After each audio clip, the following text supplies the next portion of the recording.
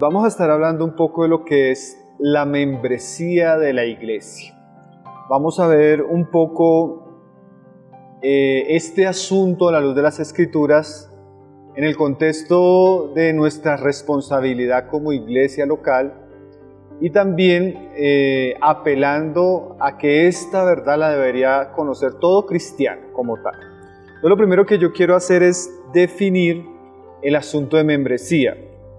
La palabra membresía no se encuentra en las Escrituras como así, como tal vez tampoco aparece la palabra Trinidad o otras palabras, teología, palabras que se han usado en la historia de la iglesia para apuntar a ciertas verdades. De la misma manera, la palabra membresía no la encontramos en las Escrituras como tal, pero sí vamos a darnos cuenta que el concepto o la verdad o el principio que enseña la doctrina de la membresía sí se encuentra en las Sagradas Escrituras. La definición de membresía podría ser la siguiente: la membresía es la enseñanza que las iglesias locales tenían un conocimiento claro y definido de cada uno de los miembros que hacían parte de esa iglesia o de esa asamblea.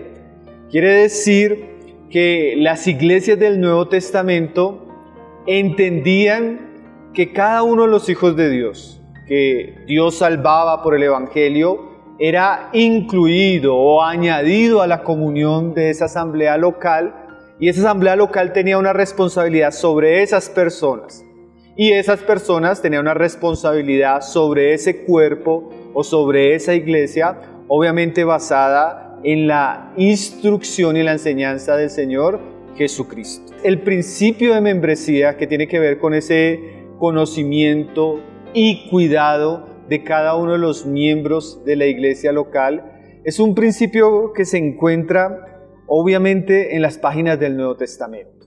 Aunque la palabra como tal, membresía, a veces pueda sonar escandalosa o pueda pensarse de manera muy estructurada, organizacional, realmente a lo que queremos apelar y lo que entendemos es que es un principio espiritual, sobre todo en el cuidado pastoral y amoroso que deberíamos tener de la iglesia.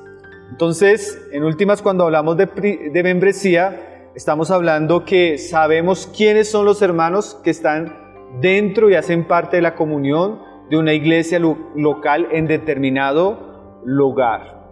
Ahora, puede que en otros lugares se hable de membresía de manera diferente, pero nosotros lo vamos a hablar a la luz de lo que entendemos en la palabra de Dios, sobre todo de una manera espiritual, pero obviamente lo espiritual siempre nos lleva a algunas prácticas que debemos tener como iglesia. Ahora, yo quiero usar una figura de las muchas que usa el Nuevo Testamento para hablarnos de esta verdad, y es la figura del rebaño y las ovejas. El Señor usa mucho ese lenguaje para hablar de su iglesia, hablando de que Él es el pastor y que la iglesia es su rebaño. Hechos 20:28, Pablo, hablándole a los ancianos de la iglesia en Éfeso, les dice lo siguiente: por tanto, mirad por vosotros y por todo el rebaño en que el Espíritu Santo os ha puesto por obispos, para apacentar la iglesia del Señor, la cual Él ganó por su propia sangre. En esta figura, el rebaño y los pastores, Pablo nos muestra que la iglesia es todo aquel compendio de personas que Cristo ganó por su propia sangre. Esas personas tienen algunos que las supervisan, que las cuidan, que velan por ellos, que en este caso son los obispos, los ancianos, los que tienen la responsabilidad de pastorear la iglesia. Ahora, esta figura, un rebaño, haciendo referencia a la iglesia, es una figura interesante porque el Señor nos había dicho que los buenos pastores conocían a sus ovejas y las llamaban por su nombre y ellas les seguían. Y ahí vemos dos cosas básicas de lo que es la iglesia. Primero, la iglesia tiene pastores y esos pastores cuidan esa iglesia. Ahora, basado en el ejemplo del buen pastor que es Jesús, esos pastores deberían conocer a cada una de sus ovejas. Conocer su situación espiritual, sus necesidades, sus luchas, conocer el estado en el que ellas llegan. Y dice ahí que Juan decía que ellos la llaman por su nombre. El principio o la figura de un rebaño con pastores y ovejas nos muestra que como hijos de Dios tenemos que cuidar la iglesia de Dios. Pero para eso debemos saber cuáles son las ovejas que hacen parte de esa iglesia. Debemos conocer su estado espiritual, debemos conocer su historia con Cristo, debemos conocer sus necesidades y suplirlas, debemos conocer los peligros y guardarlas. Pero ese principio espiritual se aplica de manera práctica a una iglesia local en el cuidado, sabiendo quiénes son aquellos que están bajo nuestro cuidado, conociendo su condición y cuidándolos según su realidad. Entonces, toda iglesia, en un sentido muy práctico, debería saber cuáles son sus ovejas, como también debería saber cuáles son sus pastores. Y hay una relación entre los pastores cuidando las ovejas y las ovejas sabiendo cuáles son sus pastores, siguiéndoles y obedeciéndoles. Eso nos lo dice, por ejemplo, Hebreos 13:17. Ella dice: obedeced a vuestros pastores y sujetaos a ellos, porque ellos velan por vuestras almas como quienes han de dar cuenta. Entonces, así como un padre cuida a sus hijos y sabe quiénes son sus hijos, en una iglesia local los pastores deben saber cuáles son sus ovejas, o las ovejas de Cristo que Él les dio a pastorear. Y Dios les va a pedir cuenta por ellas. Pero también las ovejas deben saber cuáles son sus pastores y sujetarse y obedecerles. Ahora, obviamente la iglesia del Señor es universal y se compone de todos los hijos de Dios. Pero cuando hablamos en términos prácticos y locales, nosotros deberíamos como iglesia reconocer, saber quiénes son y cuidar a aquellos que Dios añadió al rebaño. Ahí es donde entra el concepto de membresía. Un buen pastor conoce a sus ovejas, sabe el nombre de ellas, conoce el número de ellas. Asimismo, en la iglesia local deberíamos saber quiénes son aquellos que Cristo ha traído en medio nuestro. Deberíamos conocer su experiencia espiritual en Cristo y deberíamos estar velando y cuidando de ellos porque Dios nos va a pedir cuentas de ellos. Nosotros no vamos a dar cuentas por el rebaño que existe en otra ciudad y que pastorean otros hermanos. Nosotros vamos a dar cuentas por el rebaño que el Señor trajo a estar en medio de nosotros y a cuidar. Entonces, la figura del rebaño y la iglesia nos muestra que, aunque explícitamente tal vez no aparezca la palabra membresía, implícitamente como parte del cuidado de la iglesia de Dios, nosotros debemos tener mucho cuidado quiénes llegan, si los que llegan son verdaderamente ovejas o lobos, ¿sí?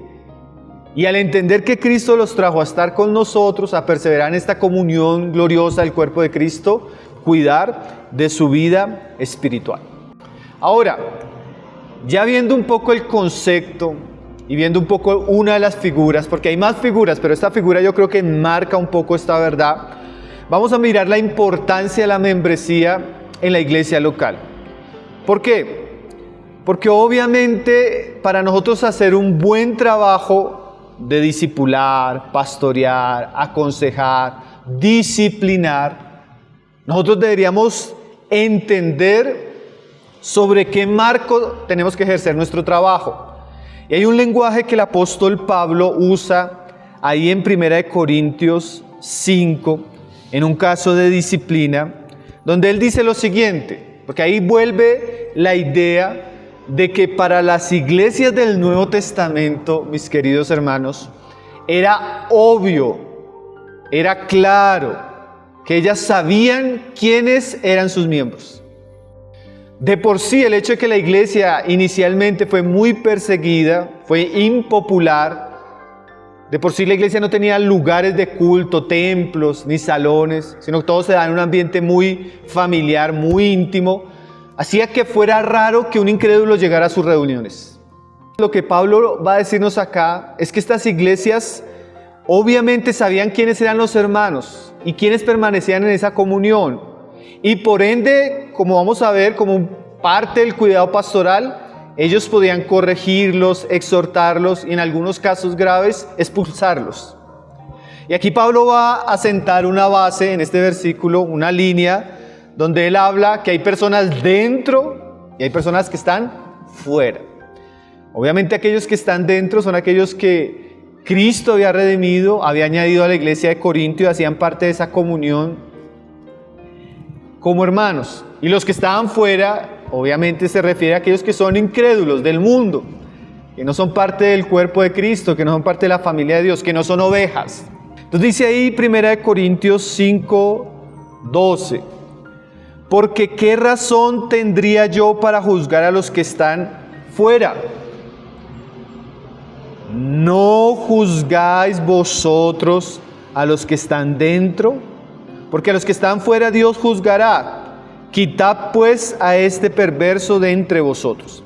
Entonces este pasaje nos muestra la importancia de la membresía. Cuando nosotros entendemos el concepto espiritual y lo aplicamos de manera práctica a nuestra comunión como iglesia, sabemos quiénes están dentro de la comunión. Y sabemos quiénes están fuera, o sea, no son creyentes, o vienen a una reunión pero todavía no son salvos, o vienen a una reunión en calidad de visitantes, de espectadores. Porque vamos a darnos cuenta que la membresía también incluye una responsabilidad tanto de la iglesia hacia ellos y de ellos hacia la iglesia. Entonces aquí Pablo traza esa línea, los que están fuera y los que están dentro. Los que están dentro es dentro de Cristo, dentro de la comunión del cuerpo de Cristo, que hacen parte de la asamblea local.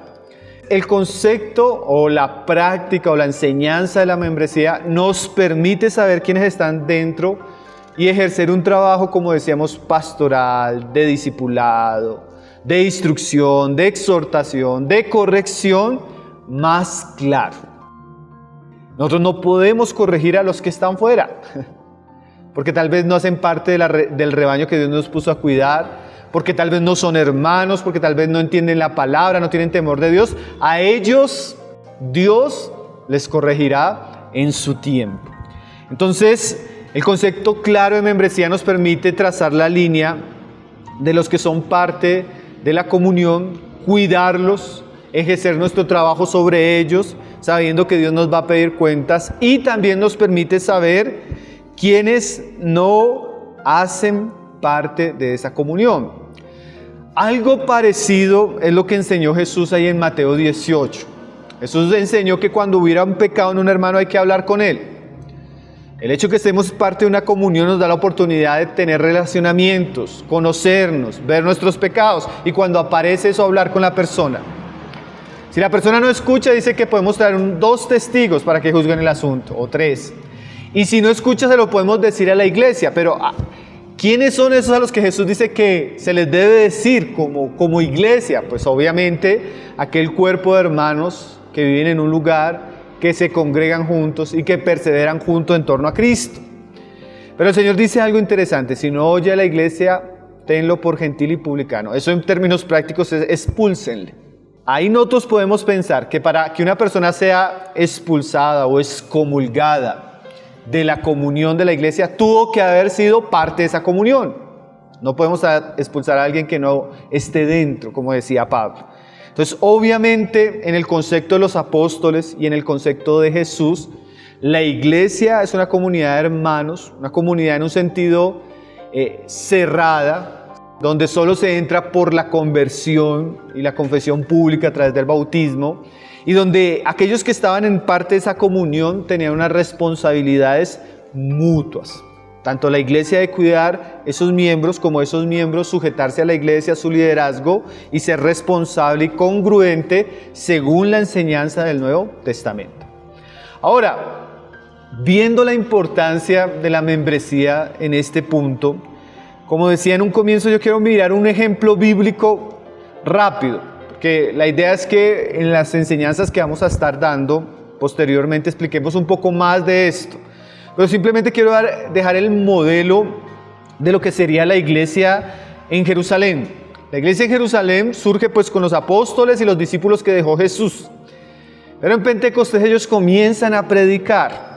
Y dice Hechos 2, 41 y 42 lo siguiente.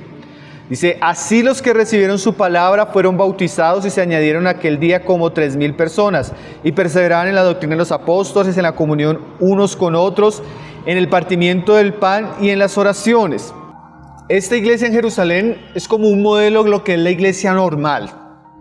Y en esta iglesia podemos ver varias cosas. Primero, que los que se añadían, o sea, llegaban a ser miembros de esta iglesia, llegaban a ser hermanos o ovejas de esta iglesia, eran personas que habían recibido el evangelio y habían creído en el evangelio. Aquí vemos que una iglesia recibe, no solo en el sentido de que vengan a un salón, no solo en el sentido de que vayan a una casa o unas reuniones, recibe en un sentido espiritual a aquellos que se convierten y creen en el evangelio. Segundo, aquellos que creían en el evangelio se bautizaban públicamente dando testimonio de su fe. El bautismo era ese puente de pasar por la fe en Cristo, de ser una persona que era parte del mundo, a ser un testigo público de la fe en Jesús, y inmediatamente, como dice ahí, se añadía a la iglesia. ¿Qué más dice el pasaje? Que los que se añadieron, eran como 3,000 personas. O sea, de alguna manera, a pesar de que la iglesia en Jerusalén llegó a ser muy grande, ella tenía un conteo. Ella sabía quiénes eran esas personas, sus nombres, sus situaciones espirituales, y de ahí en adelante los apóstoles comenzaron a cuidar de ellos y a enseñarles. Cuarto, que vemos en ese pasaje, de allí en adelante estos nuevos convertidos hacían parte de la iglesia y estaban bajo la enseñanza de esta iglesia. La membresía nos muestra cómo a través de la conversión una persona llega al cuerpo de Cristo, y ahora cómo el cuerpo de Cristo la cuida a través de la enseñanza bíblica de la doctrina de los apóstoles. Quinto, estos hermanos mantenían una relación cercana y amorosa de comunión con esa iglesia. Tenían comunión los unos con los otros. Sexto, estos hermanos tenían una relación de obediencia a las instrucciones y los mandamientos de Cristo. Participaban de la ordenanza del partimiento del pan. Y séptimo, ellos mantenían una relación de comunión en torno a Dios y la adoración pública, oraban juntos. Entonces aquí tenemos una visión resumida de cómo llega una persona a ser miembro del cuerpo de Cristo en una iglesia local, a través de la conversión, el bautismo. Aquí vemos cómo esa persona entra en una práctica regular de comunión, sujeción, estudio de la palabra, discipulado, oración, obediencia a Cristo y sus mandamientos. Y ahí conlleva una perseverancia, quiere decir que se mantuvieron así. Todo ese tiempo, de allí en adelante ellos llegaron a ser discípulos, miembros de esa iglesia, y crecieron con esa iglesia en esta realidad de manera constante. ¿Por qué miramos el ejemplo, hermanos? Porque el cristianismo no es algo individual ni solitario. Y el entendimiento de lo que es la membresía de la iglesia también nos muestra que una vez nos convertimos, llegamos a ser parte, o buscamos ser parte de una iglesia local en el lugar donde vivimos. Y eso conlleva unas responsabilidades tanto de la iglesia hacia nosotros como de nosotros hacia la iglesia. Por último, lo que queremos decir es algunos requisitos o asuntos que debemos tener ya en consideración de manera práctica, tanto la iglesia local como las personas que están llegando a Cristo, si están buscando una iglesia para congregarse o para perseverar o para tener comunión. Lo primero que podríamos decir como iglesia es que, sobre todo, para tener una práctica de membresía hay que enseñar estos asuntos, que es lo que estamos haciendo en este momento. Explicar primeramente por la Biblia de dónde vienen estas verdades y por qué las practicamos de cierta manera.